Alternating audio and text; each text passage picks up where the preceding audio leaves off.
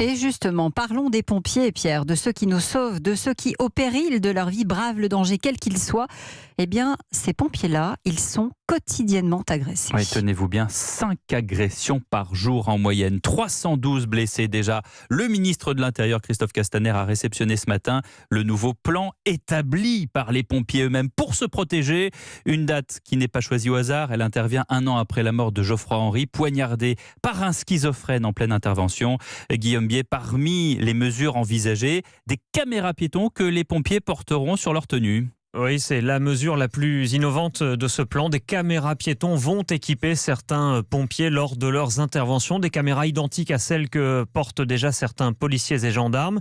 C'est un boîtier noir, rectangulaire, fixé ici à la poitrine. Enregistrement haute définition qui sera déclenché par le pompier uniquement quand la situation dégénère. Le but, c'est de montrer que la caméra enregistre pour espérer faire redescendre la tension. Et si ça ne suffit pas, eh bien la vidéo et le son serviront de preuve pour retrouver le ou les agresseurs. Les images seront conservées pendant 6 mois et tous les pompiers ne pourront pas y avoir accès. C'est très encadré. C'est une expérimentation qui débute dans le Val d'Oise et à Saint-Denis au nord de Paris et qui sera étendue à 9 départements pendant 3 ans. Parmi les autres mesures de ce plan de protection, il y a notamment la volonté d'inciter les sapeurs-pompiers victimes d'agressions à systématiquement déposer plainte, ce qui n'est pas encore le cas aujourd'hui.